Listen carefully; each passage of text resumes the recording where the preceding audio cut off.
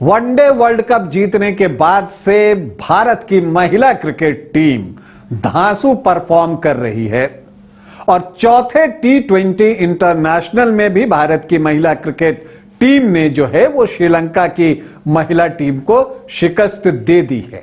ये जीत 30 रनों की है, लेकिन इस मैच में एक तूफान आया था।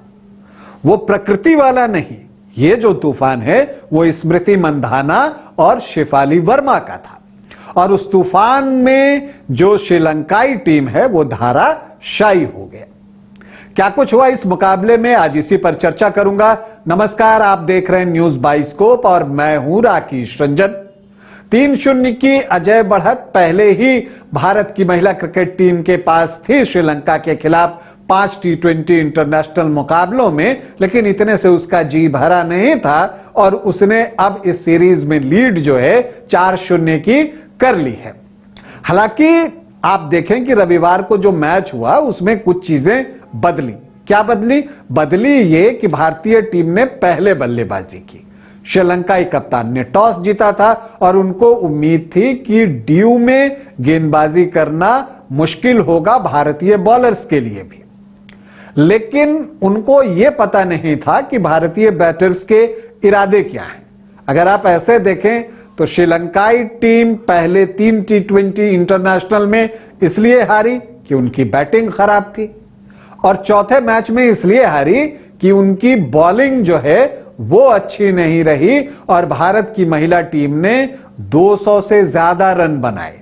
इनफैक्ट 221 रन बनाए 2 विकेट के नुकसान पर। तो रन ही इतने हो गए कि बाद में श्रीलंकाई बैटर बेहतर प्रदर्शन करने के बावजूद लक्ष्य तक नहीं पहुंच सके। वैसे अगर हम शुरुआत की बात करें तो स्मृति मंधाना और शेफाली वर्मा दोनों ने पहले विकेट के लिए शतकीय साझेदारी निभाई। इनफैक्ट शतकीय से बढ़कर 150 से भी ज्यादा 162 रनों की ओपनिंग विकेट की साझेदारी हुई स्मृति मंधाना और शेफाली वर्मा के बीच में। शुरुआत में शेफाली बहुत आक्रामक रही, फिर स्मृति मंधाना ने भी पार्टी ज्वाइन कर ली। उनका बल्ला खामोश चल रहा था और उनके लिए यह पारी इंपॉर्टेंट भी थी।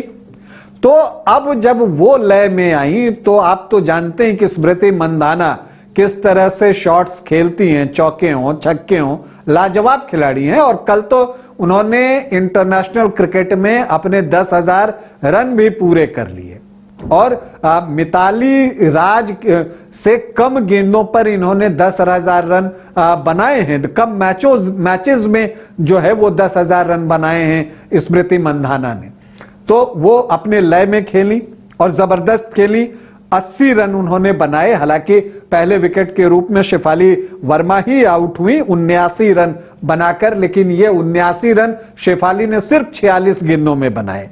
12 चौके लगाए, 1 छक्का लगाया और उनका स्ट्राइक रेट था 171.74 का। लेकिन 162 पर शेफाली के आउट होने के बाद स्मृति भी अपने पार्टनर के पास जल्दी ही पहुंच गई। वो भी आउट हो गई जब अभी 6 रन और जुड़े थे। 168 जब टीम का स्कोर था तो स्मृति मंधाना भी आउट हुई 80 रन बनाकर और उन्होंने 48 गेंदों पर 80 रन बनाए, 11 चौके लगाए, 3 छक्का जमाया और उनका स्ट्राइक रेट रहा 166.67 का। तो श्रीलंकाई टीम यहीं पर ऑलमोस्ट धाराशायी हो गई थी, लेकिन इन दोनों के आउट होने से उनकी समस्या का समाधान हुआ नहीं, क्योंकि 3 नंबर पर ऋचा घोष आई थी और वो एक अलग ही फेज में आई थी। चौके और छक्कों से ही डील कर रही थी। 250 का स्ट्राइक रेट उनका रहा और 16 गेंदें ही उन्होंने खेली, लेकिन 16 गेंदों पर 40 रन उन्होंने बना दिए। 1 चौका लगाया, माफ कीजिएगा 4 चौके लगाए और 3 छक्का जमाया। कप्तान हरमनप्रीत ने भी अवसर जाने नहीं दिया। 16 रनों की नाबाद पारी खेली 10 गेंदों में, 1 चौका और 1 छक्का उन्होंने भी लगाया। उनका स्ट्राइक रेट भी 160 का रहा। तो जो 4 बैटर्स उतरे भारतीय महिला टीम के, उसमें देखें तो सबसे कम स्ट्राइक रेट हरमनप्रीत का रहा और वो कितना रहा 160 का। तो इसी से अंदाजा लगा सकते हैं कि इंडियन बैटर्स ने किस तरह की बल्लेबाजी की। 222 रनों के लक्ष्य का पीछा करने के लिए श्रीलंका को अच्छे शुरुआत की जरूरत थी, वो अच्छी शुरुआत मिले भी। 59 रनों की पार्टनरशिप हुई हसीनी परेरा और चमारी अटापट्टू जो कि कप्तान है उनके बीच में। फिर हसीनी परेरा को जो अरुणधति हैं वो आउट करती हैं, वो आपको 33 रन बनाकर आउट होती हैं। फिर अटापट्टू और दुलानी के बीच में एक हाफ सेंचुरी की पार्टनरशिप होती है 50 रनों की, 57 इनफैक्ट। लेकिन फिर चमारी अटापट्टू भी आउट हो जाती हैं और फिर यहां से मुश्किलें श्रीलंका के लिए बढ़ जाती हैं। चमारी अटापट्टू ने 37 गेंदों पर 52 रन बनाए थे, 3 चौका 3 छक्का उन्होंने लगाया था। लेकिन फिर विकेट गिरने लगे। एक समय श्रीलंकाई टीम का स्कोर 140 पर 2 था और 15 ओवर समाप्त हुए थे।